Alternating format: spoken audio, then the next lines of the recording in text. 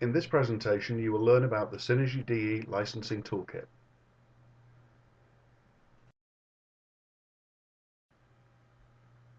With Synergy DE 915B on the Windows and Unix platforms, Synergex has introduced the Synergy licensing toolkit, which places Synergex's secure and proven licensing technologies in the hands of Synergy developers, so that they have the option of including strong license enforcement technologies into their own applications. I want to stress that the purpose of the licensing toolkit is not for Synergex to extend the enforcement of Synergy DE product licensing. Rather, it provides Synergy developers with the ability to include strong license enforcement in the applications that they sell to their customers. Many Synergy developers already rely on the strong license enforcement in the underlying Synergy runtime as a way of enforcing maximum usage of their own applications. And for some, this model works just fine. Many customers, however, have asked for tools to allow them to enforce licensing in their own applications in different ways, following different licensing models. Relying on the fact that there may be a 10-user Synergy runtime license installed on an end-user system, and therefore knowing that the customer can't have more than 10 concurrent users of the application may not be sufficient. A developer may wish to sell licenses for their product based on various subsystems in the application. For example, they may wish to sell a particular customer 5 licenses for an accounts payable application, 3 for accounts receivable, and only 1 for the general ledger and payroll applications. The Synergy licensing toolkit allows Synergy developers to define and implement custom licensing schemes for their own applications. Of course, the Synergy runtime licensing is still in place, so any application licensing must also take into account the number of Synergy runtime and other licenses which are available on the system. When using the XF Server Plus and XF Netlink products, ensuring compliance can be a real challenge for customers. Technologies such as COM+, object and connection pooling, while important from a scalability and performance point of view, can make it very difficult to track how many concurrent users are actually being served at any point in time. The Synergy licensing toolkit can be used to address this issue also by having your own application track user activity, regardless of the number of XF Server Plus licenses which may be used. Synergex has changed the XF Server Plus licensing model to make things easier for customers, and there are now discrete perpetual and non-perpetual licensing options available to you. And your Synergex account manager can help you understand these options and decide which one best suits your needs.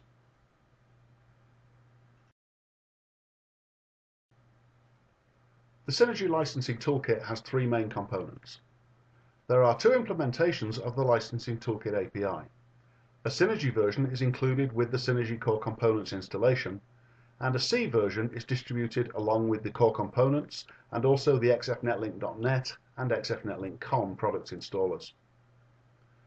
Obviously, the Synergy API would be used to add licensing capabilities to your Synergy applications.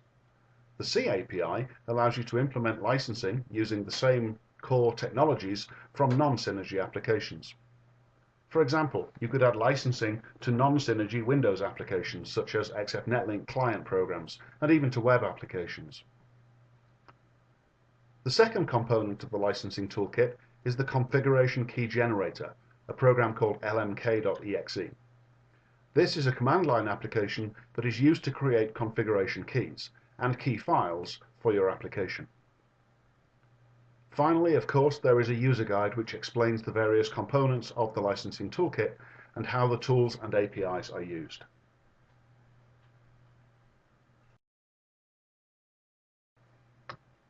Before you can begin to use the licensing toolkit in your applications, there are some things that you'll need to do to prepare.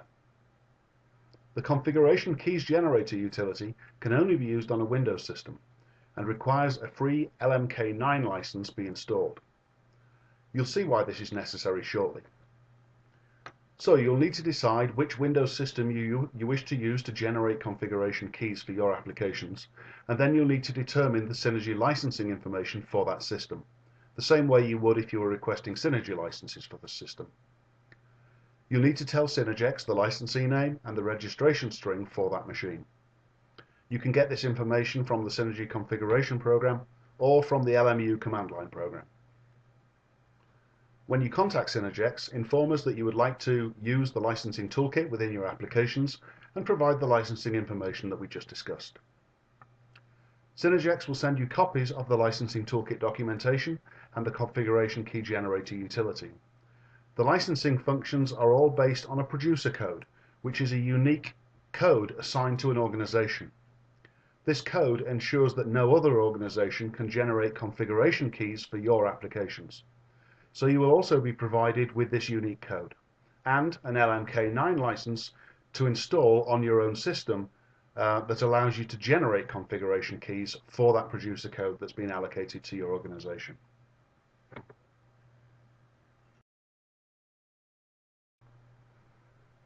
Once you have your producer code and the LMK9 configuration key associated with that producer code, you're ready to start generating license keys for your applications.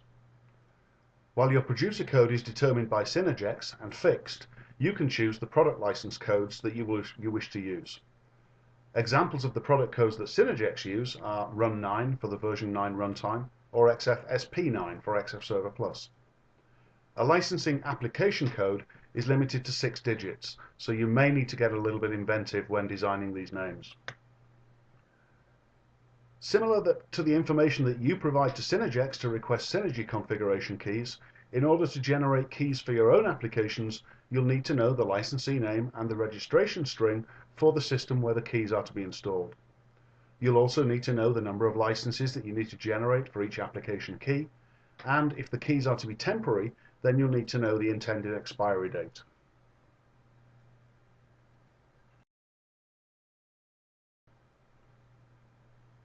Using the configuration key generator is pretty straightforward. It's a command line tool, and you provide the information about the key to be generated via command line parameters. As you can see, you must specify at least an application code, licensee name, registration string, and number of users. If either the application code or licensee name includes any spaces, then those parameters or the values of those parameters needs to be enclosed in quotation marks.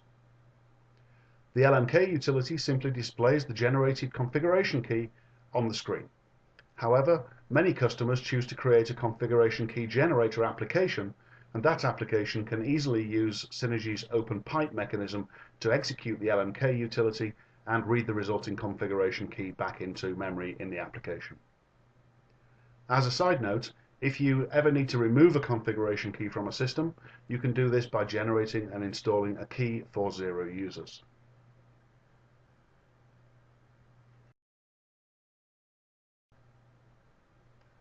If you wish to generate temporary configuration keys for your application codes, then you can do this by adding the -D command line option when executing the LMK utility. The value you pass to -D needs to be the number of days between January 1st, 1992 and the date that you want the configuration key to expire. If you are writing a configuration key generator application, you can easily determine this number using the JPeriod function in Synergy as shown on the slide.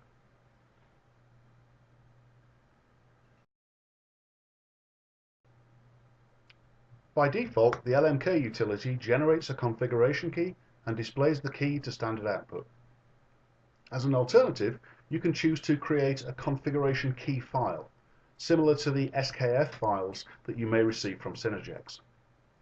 Configuration key files make it much easier to install keys on a target system, because you can simply execute the key file either using the LMU utility or from the Synergy configuration program, and this will install any number of configuration keys contained within the key file. To create a key file containing the first configuration key, use LMK's -FC option.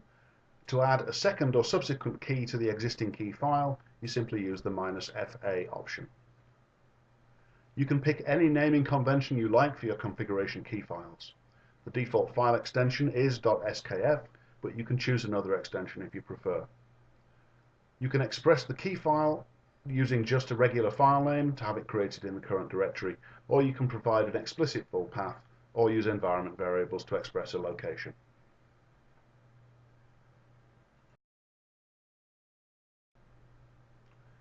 It is also possible to include custom data as part of each configuration key. With the exception of our LMK9 licenses, Synergex licensing doesn't really generally use this feature, but you may find a use case for it within your own applications. Any custom data that you include, up to 100 bytes, is displayed next to each configuration key by the LMU utility and can also be accessed programmatically via the licensing API.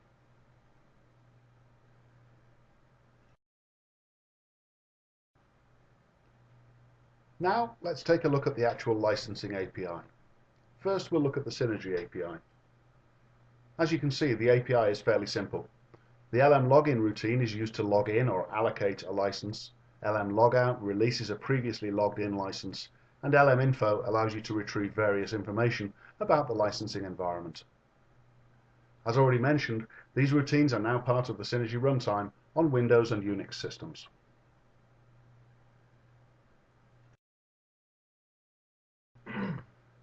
The typical steps involved in securing a Synergy application are to ensure that a license is allocated as an application starts, and of course to ensure that the same license is released as the application exits.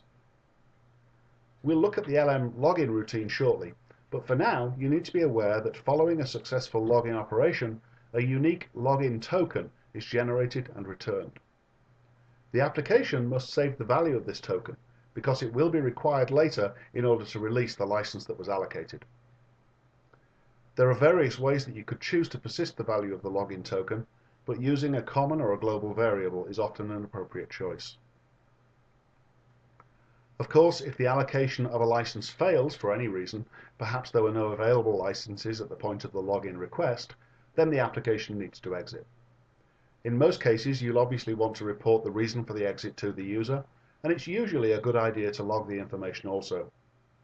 This means that a system manager could review any licensing issues, and of course this may prompt them to purchase additional licenses for your applications. Using the SYN report event routine is often a good choice for logging this type of information.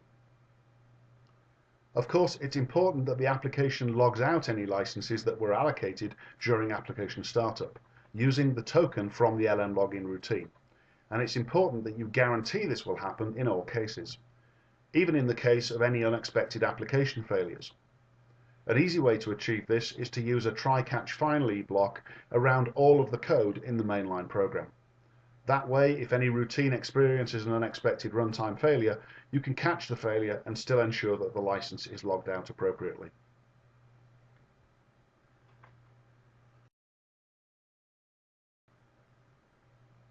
Here's the interface for the LM login routine. As you can see, to log in a license, you pass your unique producer code, the application code for the license that you wish to allocate, and a variable to receive the login token, which needs to be an I4 or int variable.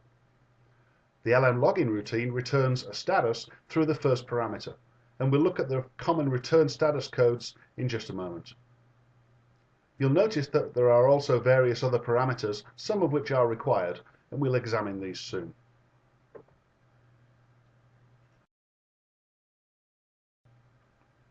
Each time you call the LM login routine, you need to check the return status code.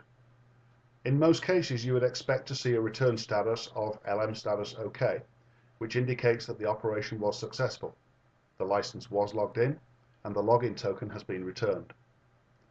There are other status codes that might be returned.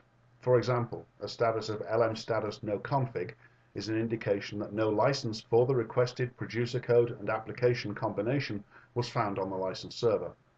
And LM status max user indicates that a license was found, but the number of users provided by the configuration key has already been reached.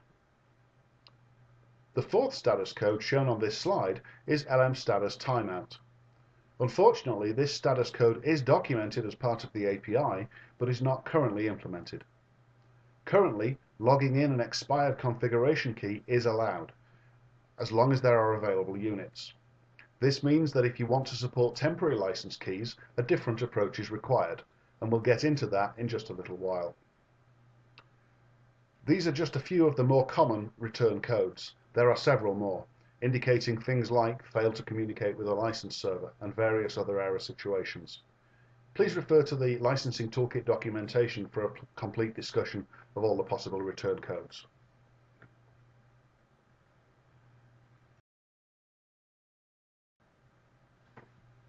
LM login's license info parameter returns various information about the configuration key that was requested. including the total number of users available, the expiry date if the key is temporary, and the date the key was installed, and also any custom data that may have been specified when the configuration key was generated. You'll notice that this parameter is currently a required parameter. This may change in a future version.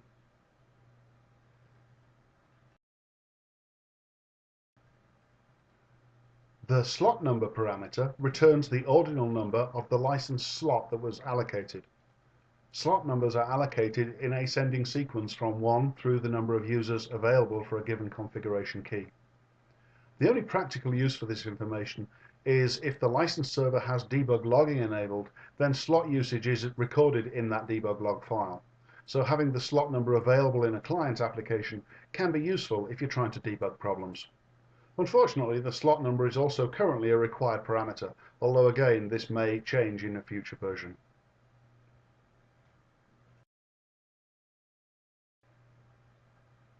LMLogin also has two optional parameters, the first of which is the check parameter. This provides a mechanism for checking if a product license exists in the environment, but without performing a login operation. If you pass a non-zero value to this parameter, then the return status will be LM status OK, indicating that a license is installed, or LM status no config. If a license is installed, then the license info record is also returned, making this a useful mechanism for dealing with temporary licenses. If your application needs to support temporary licenses, then the best approach is to perform a check operation before each login to determine if a license exists and has not yet timed out. Then perform a login operation to ensure that there is an available slot and allocate a license.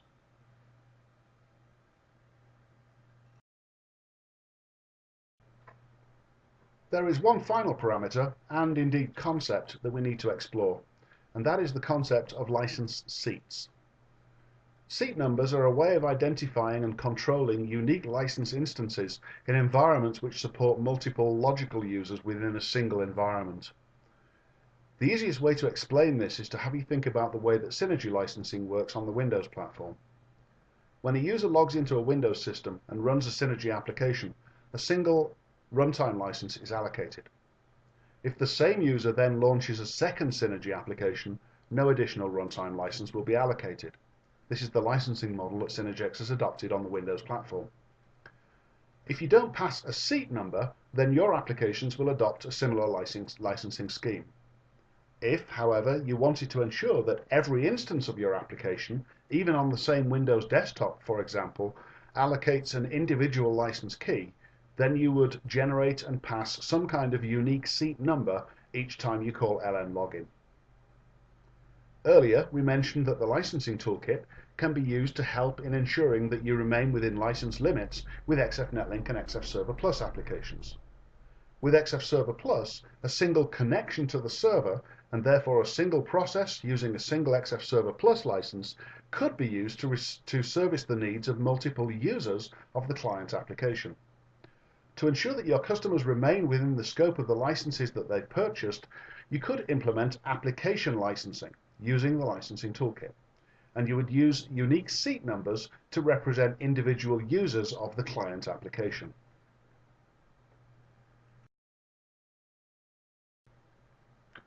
We've looked at a lot of information about how to log a license in, but logging out a license is equally as important.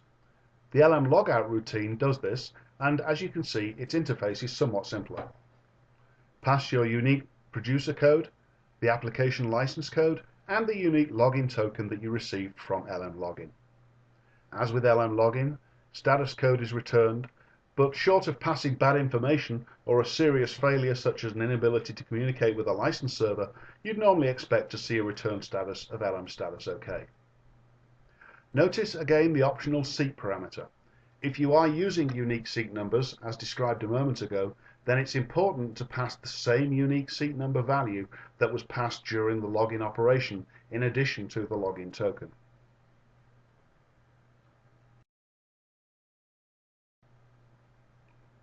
The final routine in the Synergy API is the LM info routine, which returns information about the licensing environment. For example, you can use it to retrieve the licensee name and registration string from the license server, determine the date the server was installed, and find out if the license server is currently still within its 14-day grace period. As you probably already know, when a license server is first installed, all products for all producer codes are valid. Installing a configuration key for a product immediately enforces licensing for that product, and after 14 days, all products require a configuration key in order to run.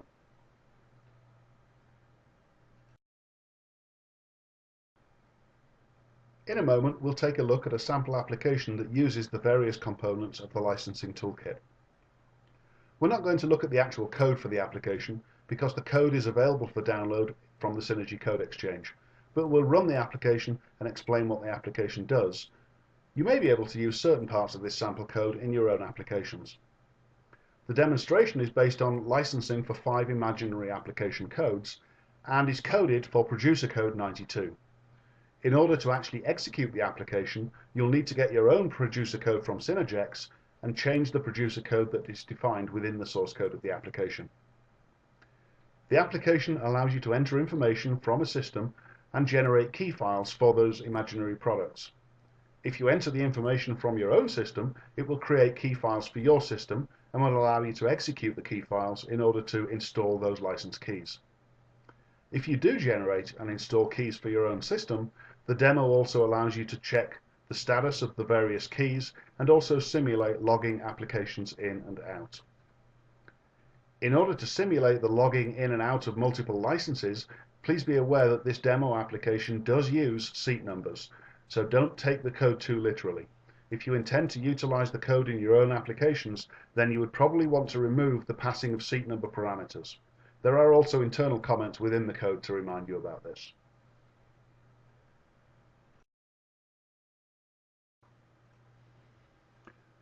So here we're looking at the Synergy Licensing Toolkit demo program running.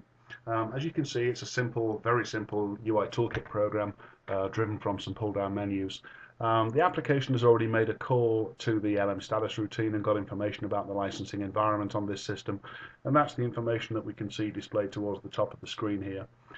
What the application then does is it uses the open pipe statement in Synergy to run an LMU command and gets the output. It filters the output looking for licenses from producer code 92, which is the one we're using in this demo. And right now it's not finding any licenses installed on this machine for that producer code. If I were to open up a DOS box and type the LMU command, I'd see basically the same thing. There'll be a bunch of Synergy licenses there, but nothing for producer code 92. What the application lets you do is if you select Manage Keys and then create License Install Key File, it first goes off and checks to see if another check to see if any licenses were already installed. And it's telling us there are no licenses for these products installed right now, so we're using default demo data for product names and number of users and expiry dates and so on. If we click OK, it takes us into a simple input window. We've got here the ability to enter a licensee name and a registration string. You can see it's preloaded those fields with the information from my system. So by default, it's going to generate keys for the local system that the demo runs on. And then you can see down towards the bottom of the screen, we've got our 5 imaginary product codes: APAR, GL, FA, and IN 010. We've got a number of units for each of those, and you can see that I've basically specified expiry dates for a couple of those keys. I'm running this example, I believe, on July 23rd. So one of the keys will already have expired by the time we install it on July 13th, and one will expire in a couple of weeks' time on August 12th. This is where I can specify the extended or the custom data string for each license key. So I'm just including the product name in that just as an example of how to put something in the custom data fields.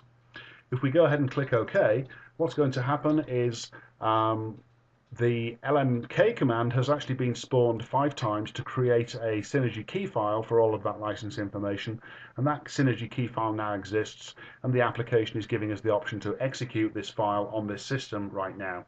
So this is going to spawn an LMU command to execute the key file, and then it will recheck the licenses on the system. There is a short delay because installing license keys on a license server, the license server is actually on this machine as well right now, but installing and removing keys does involve restarting the license manager service, so that's why there's a short delay there. Now you can see it's checked the status of the licenses, and we now have those 5 licenses installed on the machine. Again, if we were to go to a DOS prompt and type in LMU command, we'd basically see the same output coming up in the LMU screen. If we want to take a look at the key file that was generated, remember this was generated by spawning LMK commands with the -fc and -fa options to create and append to the license key file, and we can actually spawn off a notepad command and actually view the contents of the license key file that was generated. If you've ever received an SKF file from Synergex, you'll recognize that this file is a very similar layout. Okay, let's close that. The other thing that the demo application allows you to do is you can programmatically find the status of the key. So this is just simulating things that you might choose to do in your own applications. If I check the status for license AP010, it's going to tell us we have a permanent 3-user license for that product code, and it's active right now. We can see that the FA license has already expired. So if I check the status of FA010, it's going to tell me temporary 1-user license FA010 expired on July 13th of this year. The license at the bottom for IN010 will expire in a couple of weeks' time. So if I do a status for that one, it's going to tell me temporary 10-user license IN010 will expire on 12th of August 2009. So again, this is just simulating various operations that you may or may not choose to do in your applications to give the user warning, to tell them that the license has expired, or to give them warning that it will expire in the near future, and so on. On the simulation menu column, we can actually simulate using, or we can actually use the LM login and LM logout routines to simulate logging licenses in and out. As I mentioned earlier, I am actually passing unique seat numbers every time I do this to simulate multiple users being allocated for a license. Obviously, I'm on a Windows system here, and if I tried to allocate an AP010 twice, the second one wouldn't normally do anything. Because I've already got one allocated. So I'm passing seat numbers to override that behavior. So if we simulate starting an AP program, this is just going to do an LM login operation for one of those licenses. Every time we do anything, the status gets refreshed, so you can see that one of those licenses is now allocated. You would see the same output down in the LMU command again. If I try and allocate an FA license, then it should fail. I'm checking and it's telling me I can't do that because my license expired on 13th of July. And it should let me allocate an inventory license because that one has not yet expired, even though it does have an expiry date specified. I can also simulate allocating all of the programs or all of the licenses that I have available, and actually simulate deallocating all of the licenses as well. The program also allows you, or demonstrates, how to uninstall license keys. Remember I said earlier, to uninstall a key, you simply generate a key for 0 units. So this option will simply generate a key for each of these 5 products, specifying 0 units. And again, I get the option to execute the key file now, which I will do to remove the licenses from my system. Again, the short delay because the license manager service gets restarted as part of that LMU command. Okay, so that's an example, little example application, just showing you what it does. The code for that example is already available in the Synergy Code Exchange.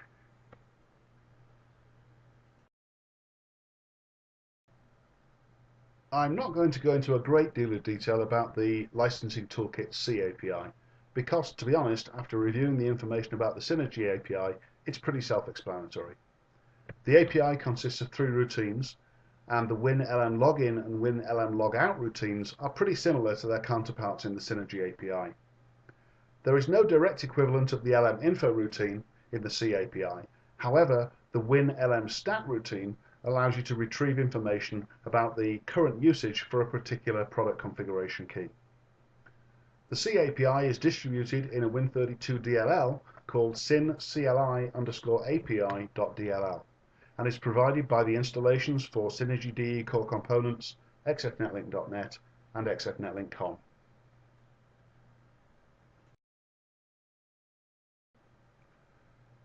Included in the same code exchange item as the previous example is a sample C# Windows application. This demo application is not as extensive as the Synergy application in that it does not allow you to create and install configuration keys, but it does allow you to simulate the logging in and logging out of product configuration keys from a Windows client application. Despite the C API being distributed as a Win32 DLL, it's easy to use the DLL from .NET applications also, and the example code shows you how to do this. So in a moment we'll take a very quick look at the example application running.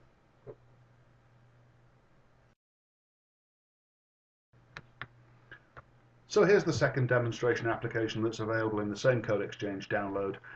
Again, just to remind you, this is a very simple little C# Windows application. You can see the grid display there. It's displaying the list of our 5 imaginary products. The way this application is set up is it's polling every I think maybe 1 second to find out the current usage. So if licenses were allocated elsewhere on the license server, then the usage would change here. I can turn off that automatic polling for the current usage here if I want to and tell it to manually update. We can simulate doing logins and logouts again. By default, I am passing unique seat numbers. I can turn that option off here as well, and I'll show you that in a moment. But I'm going to use the winln login routine to allocate an AP010 license, and you'll see that the status is updated to currently 1 allocated. And sure enough, if I were to look at the LNU output on the Synergy license server, I would see that 1 license has been allocated. I can increment that up to 2 or 3, or simulate logouts and decrement the license count. This column is not coming from this button click event. The column is updated when the automatic status updates every, I think it's every, may even be every 1/10 of a second. So this does accurately reflect the amount of licenses that are allocated on the Synergy license server at this point. So we'll log that one out. If I try and log in a fixed assets license, if you remember that one had already expired, I will detect that in the Windows client and say, sorry, we can't do this because the license has expired. If I want to, I can turn off the unique seat number allocation. So now what I'll find is that as I allocate an AP license, sure enough, I've allocated my license. But as I try and allocate a second one, so I click the login button, and now I've only got 1 license allocated. And again, the reason for that is the license server, now that I'm not passing a unique seat number, is saying, well, I don't need to allocate a new license for you. You already have one. So the login would have succeeded, but no second license was allocated.